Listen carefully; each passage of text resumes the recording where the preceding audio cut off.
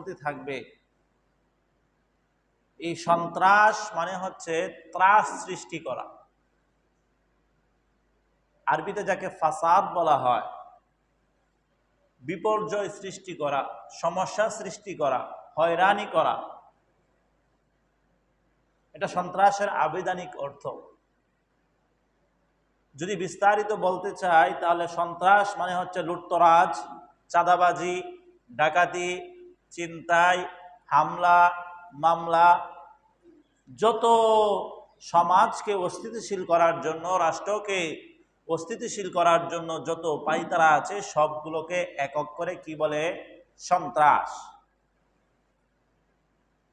যুগে যুগে দেখে আসতেছি বিধর্মীরা ইসলাম নিয়ে যারা চক্রান্ত করে, ষড়যন্ত্র করে ইসলামকে মিটিয়ে দিতে চায়, তারা মুসলমানদের উপর এই সন্ত্রাসকে চাপিয়ে দিয়েছে। তারা এটা বলতে চায় মুসলমান মানেই সন্ত্রাস। তারা এটা বলতে চায় দাড়ি টুপি থাকলে সে সন্ত্রাস করে, সে জঙ্গি। যুগ যুগ ধরে চলে আসা এই অপবাদকে মুসলমানরা কখনো মেনে নেয় নাই, মেনে নিবেও না। কারণ মুসলমান যে প্রকৃতপক্ষে মুসলমান, সে সন্ত্রাস হতে পারে না। বরং মুসলমানরাই সন্ত্রাস দমনে সব সময় আগিয়ে ছিল। সন্ত্রাসকে কিভাবে দমন করা যায়, সন্ত্রাসী কার্যক্রম কিভাবে বন্ধ করা যায়, এই ফিকির নিয়েই মুসলমানরা চলছে, চলবে, ভবিষ্যতে চলতে থাকবে। রাসূল আকরাম সাল্লাল্লাহু আলাইহি সাল্লামের নবুয়তের ৬৩ বছর জিন্দেগীর ২৩ বছর কাটিয়েছেন সন্ত্রাস দমনে। সন্ত্রাস কিভাবে নির্মূল করা যায়, কিভাবে শেষ করা যায়, সেই ফিকিরে। ষষ্ঠ হিজরির কথা, সর্বপ্রথম রাসূল আকরাম সাল্লাল্লাহু আলাইহি সাল্লাম যখন সন্ত্রাস দমনের উদ্যোগ নেন, বাহরাইনের একটা দল তারা রাসূল আকরাম সাল্লাল্লাহু আলাইহি সাল্লামের কাছে আসলেন। এসে তারা কালিমা পড়ে মুসলমান হলেন, হয়ে রাসূলের সঙ্গে থাকতে শুরু করে দিলেন। থাকতে থাকতে তাদের শরীরে ব্যাধি দেখা দিল, অসুস্থ দেখা দিল। এই উরাইনা গোত্রের লোকেরা রাসূলের সঙ্গে থাকা শুরু করলে তাদের গায়ে বিভিন্ন রকম রোগ আক্রান্ত দেখা দিল। রাসূলের কাছে আরজি পেশ করলো, ইয়া রাসূলুল্লাহ, হে আল্লাহর রাসূল, আমরা তো এই শহরের মধ্যে থাকতে থাকতে আমাদের শরীরের মধ্যে পছন্দ ধরছে, অসুস্থ হয়ে গেলাম, আমাদেরকে একটা পরামর্শ দিন, কাজটা করব কিভাবে, কি করা যেতে পারে। রাসূল পরামর্শ দিলেন, তোমরা গ্রামে চলে যাও, শহরের আবহাওয়া তোমাদের সঙ্গে ম্যাচিং হচ্ছে না, তোমরা গ্রামে চলে যাও, গ্রামের আবহাওয়ার মাধ্যমে তোমরা সুস্থ হয়ে যাবা।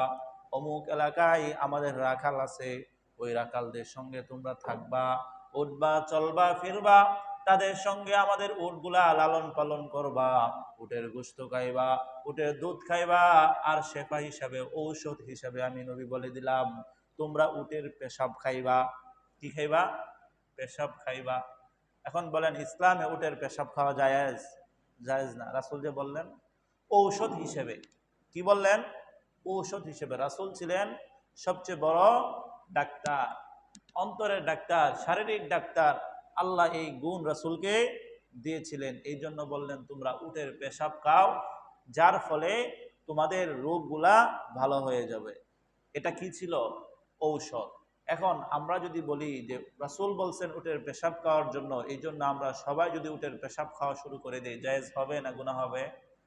এটা বিশেষ ব্যক্তির জন্য ছিল নির্দেশ, যে তোমাদের এই সমস্যা, তোমাদের এই সমস্যার সমাধান এটা। আমরা যে ঔষধ খাই, এই ঔষধের মধ্যে অনেক সময় বিভিন্ন প্রাণীর চর্বি, বিভিন্ন বিষাদর সাপ থেকে মেডিসিন নেওয়া হয় কিনা, হয়ে থাকে। কিন্তু বিশেষজ্ঞ আলেমরা বলেন, যখন ওই নাপাক জিনিস ছাড়া কোনো আরোগ্যের বস্তু পাওয়া যায় না, তখন ওই ঔষধ সেবন করা জায়েজ। ঠিক তেমনি ভাবে রাসূল তাদেরকে নির্দেশ দিলেন উটের পেশাব খাওয়ার জন্য। তারা নিয়মিত উটের পেশাব খাইতো, দুধ খাইতো, গোশত খায়া হৃষ্টপুষ্ট হয়ে গেল, রোগও ভালো হয়ে গেল। তারা যখন সুষ্ঠু সবল হয়ে গেল তখন ওই রাখাল সকলকে বাঁধলো, বেঁধে হাত পা গুলা কর্তন করলো, চোখগুলা ফোড়া করলো, চোখগুলা ফোড়া করলো। তারা মুরতাদ হয়ে গেল। তাদেরকে হত্যা করার পর তারা সকল রাখালকে হত্যা করে তাদের উটগুলা নিয়ে বাহরাইনে দিকে পাড়ি জমালো। কি করলো? সন্ত্রাসী করলো। করলোটা কি? সন্ত্রাসী করলো, ডাকাতি করলো, চুরি করলো, হত্যা করলো, হানাহানি, এই সবগুলার একত্রে নাম সন্ত্রাস।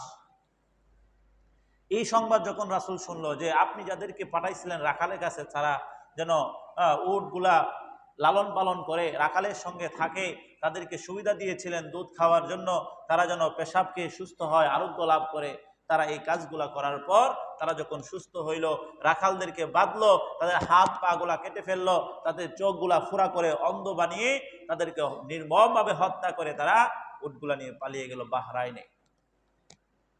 রাসূল যখন এই সংবাদ শুনতে পেল, একদল অশ্বারোহী পাঠিয়ে দিল, যাও তাদেরকে গ্রেফতার করে নিয়ে আসো। তাৎক্ষণিক ব্যবস্থা, সন্ত্রাসের বিরুদ্ধে না পক্ষে বিরুদ্ধে, সন্ত্রাসের বিরুদ্ধে সরাসরি এরশাদ রাসূলের যে যাও ওদেরকে ধরে নিয়ে আসো। গ্রেফতার করে আনা হলো। গ্রেফতার করে আনা হলো। এখন শাস্তি কি হবে? সেই শাস্তি রাসূল তৎকালীন সিদ্ধান্ত নিলেন। আল্লাহ রাব্বুল আলামিন কালামে পাকের মধ্যে এই ঘটনা জানায়া দিয়ে বলে, ইন্নামা জাযাউল্লাযীনা ইউহারিবুনাল্লাহ ওয়া রাসূলাহু, যারা আল্লাহ ও তার রাসূলের বিরুদ্ধে যুদ্ধে লিপ্ত হয়, যারা এবং আল্লাহ ও তার রাসূলের বিরুদ্ধে যুদ্ধ লিপ্ত হয়, তাদের প্রতিদান হচ্ছে এই ওয়াসাউনা ফিল আরদি ফাসাদা, এবং যারা জমিনের মধ্যে নৈরাজ্য সৃষ্টি করে, তাণ্ডব সৃষ্টি করে, বিশৃঙ্খলা সৃষ্টি করে, সন্ত্রাসী করে, চাঁদাবাজি করে, তাদের ফয়সালা হচ্ছে আইয়ুকতালু, তাদেরকে হত্যা করে ফেলো। কি নির্দেশ আল্লাহর? তাদেরকে হত্যা করে ফেলো। এখন বলেন যে গ্রন্থ, ধর্মগ্রন্থ বলে যে সন্ত্রাসী করবে তাকে হত্যা করে ফেলো। তারা কি সন্ত্রাস করতে পারে? সেই রাষ্ট্র কি সন্ত্রাসী হতে পারে? কোনোদিনই না। তাদেরকে হত্যা করে ফেলো, তাদেরকে হত্যা করো। আও ইউসাল্লাবু, অথবা তাদেরকে শুলিতে ছড়াও, তাদেরকে শুলিতে ছড়াও, শুলিতে চড়িয়ে তাদেরকে হত্যা করো। শুলিতে চড়িয়ে হত্যা করা ভয়ঙ্কর একটা ব্যাপার। হাত পা বেঁধে একটা এরকম ভাবে উপর করা থাকে, একটা কলমের মতো মোটা আকৃতির, উপরটা থাকে খুব ধারালো সূচের মতো। হাত পা বেঁধে তাদেরকে নিচের রাস্তা দিয়ে ওইদিকে বসিয়ে দেওয়া হয়, তাদের ওই সূচটা মাথা দিয়ে বের হয়। এটাকে বলা হয় শুলিতে চড়ানো। তাহলে কঠিনভাবে দমন করলো কিনা সন্ত্রাসকে? ইসলাম সন্ত্রাসকে কঠিনভাবে দমন করার জন্য এই বিধান দিয়েছেন যে কেউ যদি সন্ত্রাসী করো তাহলে তাদের জন্য এই অবস্থা হবে, তাদেরকে হত্যা করা হবে, অথবা শুলিতে চড়িয়ে হত্যা করা হবে। আরেকটা কাজ, আরেকটা বলতেছে আও তুকাত্তা আইদিহিম ওয়া আরজুলাহুম মিন খিলাফ, তাদেরকে বিপরীত দিক থেকে হাত পা কর্তন করা হবে।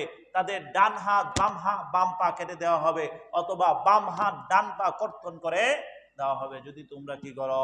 সন্ত্রাসী করো। অথবা তাদেরকে কি করা হবে? আও ইউদু আও আও ইউফুনা ফিল আরদ মিনাল আরদ, অথবা তাদেরকে জমিন থেকে বিতাড়িত করে দেওয়া হবে, অর্থাৎ জেলে আটকে রাখা হবে। এই বিধান কে দিয়ে দিলেন? রব্বুল আলামিন এই বিধান দিলেন, যদি সন্ত্রাসী করো এই কাজ করা হবে।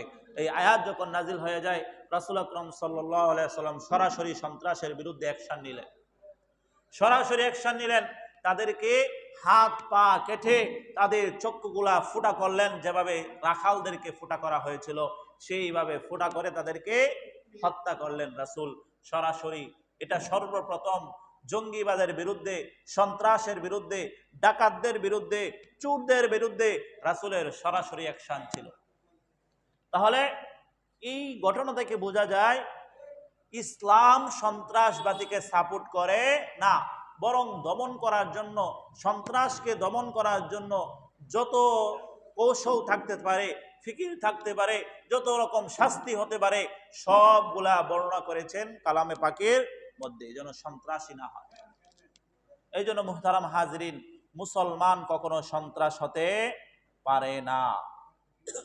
যদি তারা হয় তাহলে তাদের শাস্তি দুনিয়াতে একটা বলা হয়েছে, দুনিয়াতে তাদের এই শাস্তি, যালিকা লাহুম জাযাউন ফিদ দুনিয়া, তাদের শাস্তিটা এটা দুনিয়ার। তাদেরকে যে হত্যা করা হবে, শুলিতে চড়ানো হবে, অথবা ডান হাত বাম পা অথবা বাম হাত বাম পা বিপরীত দিক থেকে কেটে দেওয়া হবে কিংবা জেলখানায় আবদ্ধ করা হবে, এটা দুনিয়ার শাস্তি, আখিরাতের শাস্তি নয়। তাহলে আখিরাতে তাদের জন্য কি অপেক্ষা করছে আল্লাহ রাব্বুল আলামিন জানিয়ে দেয়, ওয়ালাহুম ফিল আখিরাতি আযাবুন আযীম, আখিরাতে তাদের জন্য রয়েছে কঠিন শাস্তি। কিরকম শাস্তি? সহজ না কঠিন? আল্লাহর শাস্তি এমনিতেই কঠিন, আল্লাহর শাস্তি এমনিতেই ভয়ঙ্কর। আবার রব্বুল আলামিন আযাবুন আলীম ব্যবহার করেছেন, কঠিন শব্দ উচ্চারণ করেছেন। যদি বলে এই তাকে ওরে একটা মাইর দিছে, আজ ওরে কঠিন মাইর দিছে, এই কঠিন দ্বারা উদ্দেশ্য কি? যে অনেক কঠিন গুরুতর আহত আঘাত করা হয়েছে। আল্লাহ শাস্তি এমনিতেই ভয়ঙ্কর, জাহান্নামের শাস্তি এমনিতেই ভয়ঙ্কর। আবার যদি বলে এটা কঠিন শাস্তি, তাহলে বুঝতে পারেন এটা কতটা ভয়াবহ হতে পারে। এই জন্য মুহতারাম হাজিরিন, সন্ত্রাস করা যাবে? সন্ত্রাস মানে কি? একজনকে গুলি করে মারে ফেলা, এটাই সন্ত্রাস? নাকি চুরি সন্ত্রাসের মধ্যে পড়ে না? ডাকাতি সন্ত্রাসের মধ্যে পড়ে না? চাঁদাবাজি সন্ত্রাসের মধ্যে পড়ে না? এই সবগুলা সন্ত্রাস। সমাজকে অস্থিতিশীল করার জন্য যত কার্যক্রম আছে সবগুলা সন্ত্রাসের মধ্যে অন্তর্ভুক্ত। আমরাও সমাজের মধ্যে অনেকে সন্ত্রাসী করি, কিন্তু আমরা এই সন্ত্রাসটাকে সন্ত্রাসী মনে করি না। আমরা মনে করি ওই নির্দিষ্ট একটা কাজ করলে এটা সন্ত্রাস, বাকিগুলা সন্ত্রাস নয়।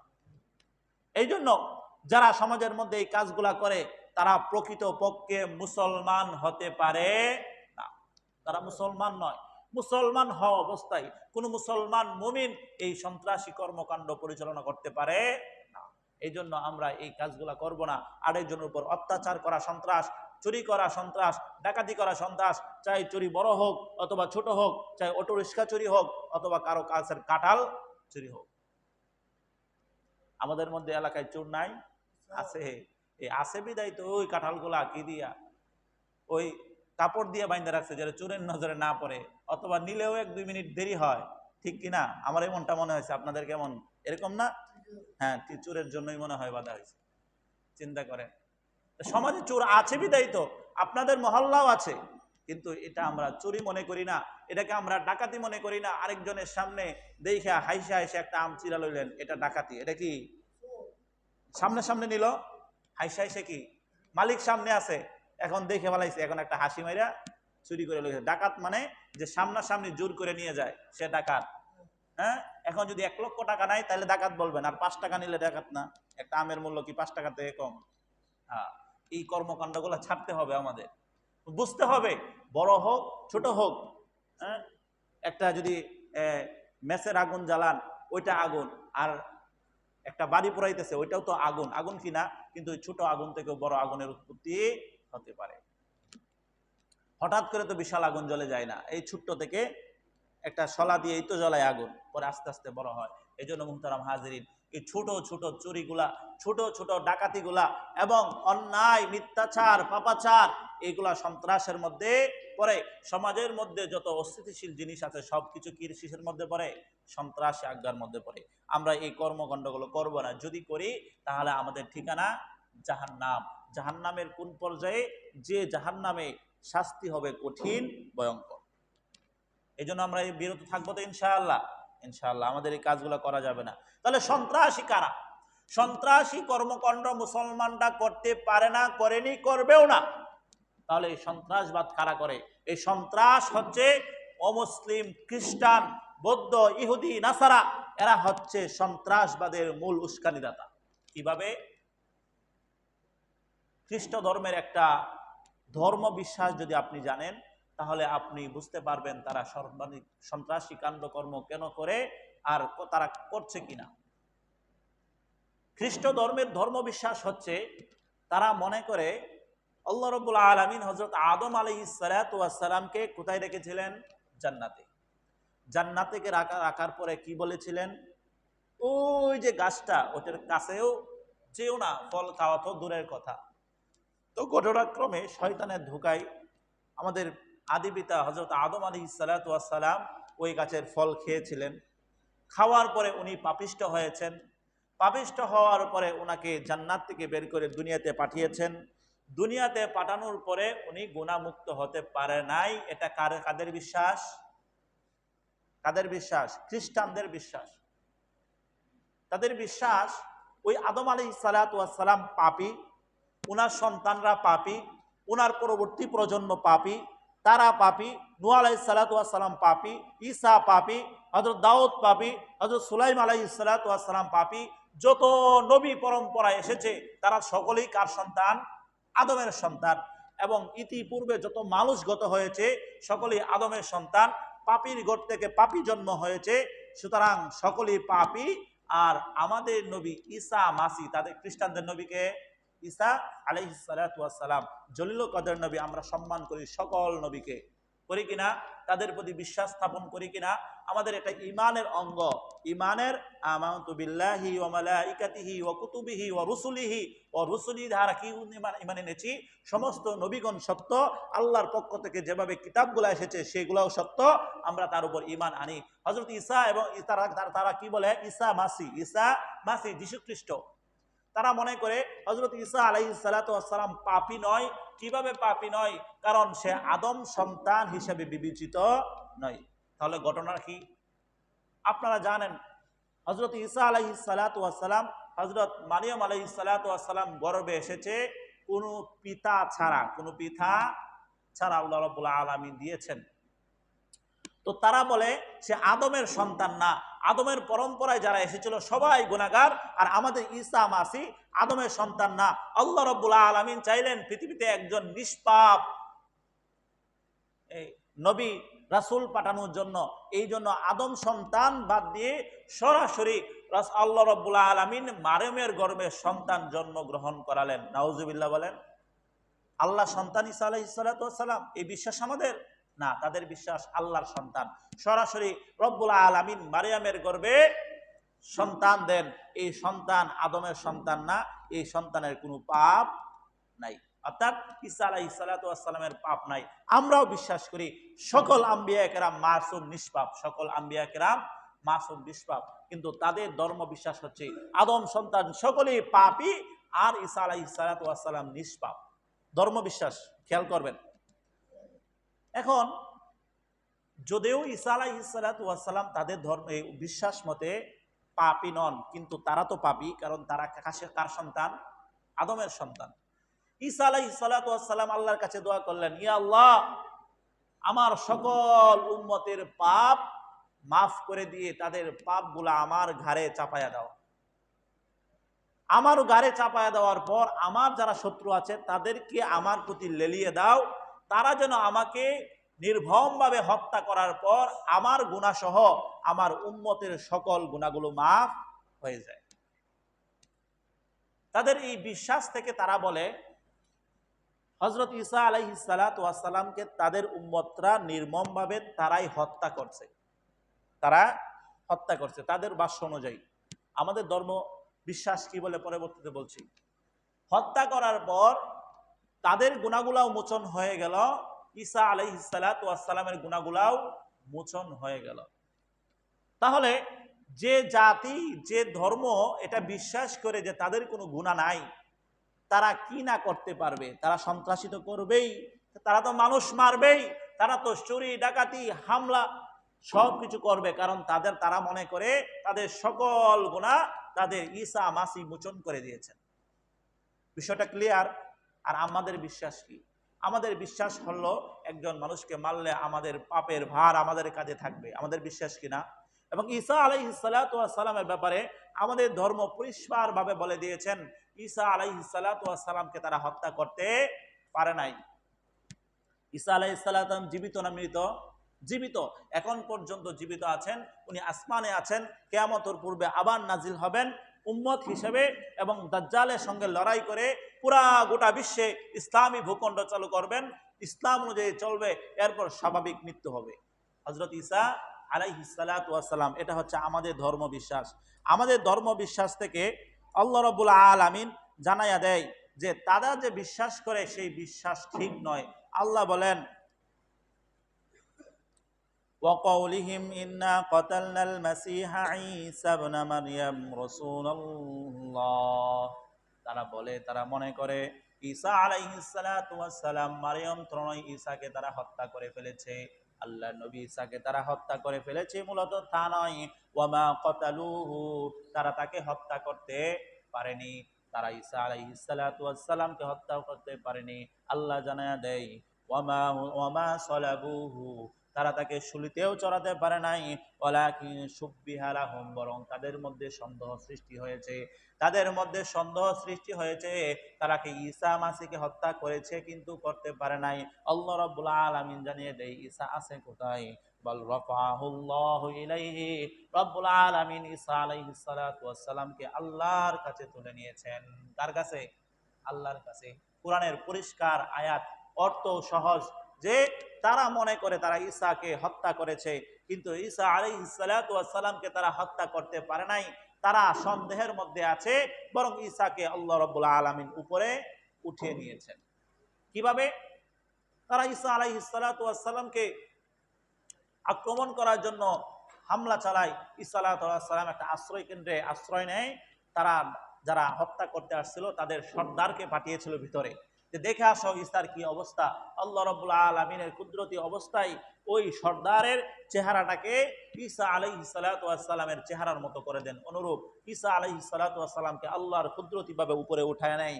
পরবর্তীতে তাদের অনুসারীরা তাদের সর্দারকে পিটিয়ে মারে, আর মনে করে তারা ঈসাকে শেষ করে দিয়েছে, এবং পিটে হত্যা করার পর শুলিতে ছড়ায়, আর তারা মনে করে তাদের পাপগুলা মোচন হয়ে গেছে, তাদের পাপগুলা মোচন হয়ে গেছে। আর আমাদের বিশ্বাস কোরআনের আয়াতের উপর, আমাদের বিশ্বাস কোরআনের আয়াতের উপর, যে ঈসা আলাইহিস সালাতু ওয়াস সালামকে তারা হত্যা করতে পারে নাই, বরং আল্লাহ রাব্বুল আলামিন তাকে উঠিয়ে নিয়েছেন।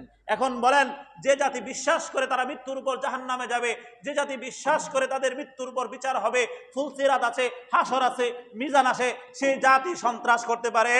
বরং যে জাতি বিশ্বাস করে মৃত্যুর পরে তাদের পাপ নাই, তারা স্বর্গে চলে যাবে, বরং সেই জাতি মানুষ হত্যা করতে পারে। ঠিক কিনা? তাহলে সন্ত্রাসী কারা?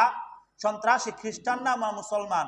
খ্রিস্টানরা সন্ত্রাসী, কারণ তারা মনে করে তাদের কোনো পাপ নাই, তারা মানুষ মারুক, ডাকাতি করুক, হানাহানি করুক, জিনা করুক, ব্যভিচার করুক, তাদের কোনো পাপ নাই, ঈসা মাসি তাদের সকল পাপ মোচন করে দিয়েছে। যখন কারো ধর্ম বিশ্বাস এরকম হবে, তখন তাদের থেকে কি আসবে? সন্ত্রাসী কর্মকাণ্ড প্রকাশ পাবে। আর মুসলমানরা বিশ্বাসী এক আল্লাহ, মুসলমানরা বিশ্বাসী এক আল্লাহ। এই জন্য কোনো মুসলমান কোনো মানুষ হত্যা করতে পারে না, কোনো মানুষের উপর অন্যায় জুলুম করতে পারে না। যারা করে, যারা মুসলমান, নামধারী মুসলমান হওয়া সত্ত্বেও এই কর্মকাণ্ড করে, তারা শুধু নামেই মুসলমান, প্রকৃত মুসলমান নয়। এই জন্য মুসলমান ভাইয়েরা, নামধারী মুসলমান হলে চলবে না, প্রকৃত মুসলমান হতে হবে। আর টুপি দাড়ি দেখলে যারা সন্ত্রাস মনে করে, মৌলবিবাদ মনে করে, তারা এই সন্ত্রাসের আক্কা জানে না। তারা মনে করে ওই যে হুজুররা জিহাদের কথা বলে, তারা জিহাদ আর সন্ত্রাসকে একত্র করে ফেলেছে, জিহাদ আর সন্ত্রাসকে একত্র করে ফেলেছে। বিভিন্ন সময় বিভিন্ন জায়গায় দেখা যায় লেবাসধারী কিছু মানুষ টুপি দাড়ি পরে, তারা কি করে? আক্রমণ করে, বোম্বিং করে, তারা গ্রেনেড হামলা করে, আর এই অপবাদ আসে হুজুরদের উপর, বলে যে হুজুররা সন্ত্রাস। আসলে হুজুররা সন্ত্রাস না, সন্ত্রাসরা হুজুরদের বেশ ধারণ করেছে। খতিয়ে দেখেন তাদের শিক্ষা কোথা থেকে, তারা কোথায় লেখাপড়া করেছে, কোত্থেকে আসলো, আদৌ কি কোনো হুজুর কিনা? পাবেন না। আব্দুর রহমান বাংলা ভাই, তারপর ইতিপূর্বে যারা গত হয়েছে, একশা সিদ্ধার, মানুষ হত্যা করেছে, তারা কি? তারপর ওই 2005-এ যে ঘটনা, গ্রেনেড হামলার ঘটনা, এই ঘটনার মধ্যে হুজুরদের কোনো সমর্থন ছিল না, অংশগ্রহণ ছিল না, বরং বর্বর কিছু মানুষ এই জিহাদকে বিকৃতি করার জন্য, এই জিহাদকে মানুষের সামনে অপব্যাখ্যা হিসেবে উপস্থাপন করার জন্য এই এহেন কর্মকাণ্ড করেছিল। মোহতারাম হাজরিন, এই সন্ত্রাসবাদী রব্বুল আলামিন বারবার কোরআনের মধ্যে নিষেধ করেছেন, এরকম কাজ করা যাবে না, করা যাবে না, করা যাবে না।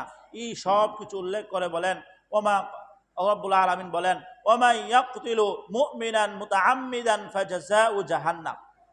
কেউ যদি ইচ্ছাকৃতভাবে কাউকে হত্যা করে, তাহলে তার ঠিকানা জাহান্নাম, তার ঠিকানা জাহান্নাম। যে মানুষটা জানবে আমি তাকে হত্যা করলে আমার ঠিকানা জাহান্নাম হবে, সেই মানুষটা আরেকটা মানুষকে মারতে পারে না। যে ধর্মগ্রন্থ বলে যে তুমি মানুষ হত্যা করলে তুমি জাহান্নামে যাবে, সেই ধর্মর অনুসারীরা মানুষ হত্যা করতে পারে না। ঠিক তেমনি ভাবে এভাবে বারবার বিভিন্ন নফসের মধ্যে বলা হয়েছে, মান কাতালা নাফসান বিগাইরি নাফসিন, কেউ যদি এমন একটা মানুষকে হত্যা করে যে কাউকে হত্যা করে নাই, মান নাফসান বিগাইরি নাফসিন, এমন কাউকে হত্যা করলো যে কাউকে হত্যা করে নাই, আও ফাসাদা ফিল আরদি, অথবা সে সমাজের মধ্যে নৈরাজ্য করে বেড়ালো, ফাকানা আন্নামা কাতালান নাফসা জামিআ, সেজন্য সকল মানুষকে হত্যা করে ফেললো। খেয়াল করবেন, সহজ বাংলায় বলি, এমন একজনকে হত্যা করা হয়েছে যে কাউকে হত্যা করে নাই, অথবা জমিনের মধ্যে নৈরাজ্য সৃষ্টি করে নাই, তাকে যদি হত্যা করা হয় কেমন জানি গোটা বিশ্বের মানুষকে সে হত্যা করে ফেলল। কত পাপের কথা বলা হয়েছে মানুষ হত্যার ব্যাপারে। কিন্তু এই মানুষ মারার ব্যাপারে মানুষ এখন বর্তমান সময়ে দ্বিধাবোধ করে না। আপনারা জেনে থাকবেন, বর্তমান সময়ে ইরান এবং ইসরায়েল যুদ্ধ চলছে কিনা, বহুল আলোচিত ঘটনা, আপনারা জানেন। পর্যবেক্ষণ করে দেখবেন, এত হামলার পরও ইরানে মাত্র 300 থেকে 400 মানুষ নিহত হয়েছে। আর কিছুদিন পূর্বেই বাংলাদেশে কোনো যুদ্ধ হয়েছিল? বলেন, কোন রাষ্ট্রের সাথে যুদ্ধ হয়েছিল? জুলাই মাসে, তারপরেও 2000 মানুষ নিহত হয়েছে।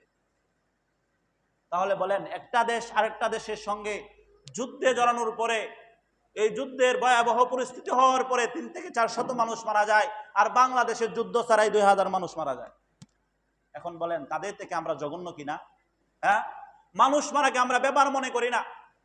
একটা অটোর জন্য একটা মানুষকে, অটো চালককে মাইরা লয়ে যায়। সামান্য ঠুনকু বিষয়, জমি নিয়ে আইলটা এইদিকে হইব না ওইদিকে হইব, এইগুলা নিয়ে আমার লেগে মাথা ফাটায় মানুষ মেরে নিতেছে। চিন্তা করেন, আল্লাহ রাব্বুল আলামিন হেফাজত করুক। এই জন্য এই সব দাঙ্গা হাঙ্গামা থেকে আমাদেরকে বিরত থাকতে হবে। ছোট জিনিস ছেড়ে দেন না, আপনি ধ্বংস হয়ে যাবেন না। হ্যাঁ, দুনিয়াতে হেরে গেলে আপনি আখিরাতে জিতে যাবেন। ঝামেলায় জড়ানোর দরকার নাই। যে ঝামেলার মাধ্যমে মানুষ হত্যা হয়ে যাবে, সম্ভাবনা আছে, আশঙ্কা আছে, এর দ্বারে কাছেও যাওয়া যাবে না। নাকি একটা ছাগল কার গাছ খাইলে সেটা নিয়ে লাগিয়ে দেবেন বাড়াবাড়ি? এই গাছ জীবনে বহু হবে। আপনি যদি বেঁচে থাকেন, আপনার এই গাছ জীবনে বহু হবে। কিন্তু একটা গাছকে কেন্দ্র করে যদি মারামারি কইরা হাসপাতালে গিয়া কবরে যাইতে হয়, এরকম দরকার নাই, বরং নীরবে সব শেষ করে দেন। এই জন্য মুহতারাম হাজিরিন, বলতেছিলাম, এই সবগুলা সন্ত্রাসের কর্মকাণ্ড থেকে আমাদের বিরত থাকতে হবে। যদি বিরত না থাকি, রাসূল সাল্লাল্লাহু আলাইহি সাল্লামের যে ঘোষণা, সেই ঘোষণার মধ্যে পড়ে যাব। রাসূল বলেন, আল মুসলিমু মান সালিম আল মুসলিমুনা মিন লিসানিহি ওয়া ইয়াদিহি, প্রকৃত মুসলমান সে যার হাত এবং জবান থেকে অপর মুসলমান নিরাপদ থাকে।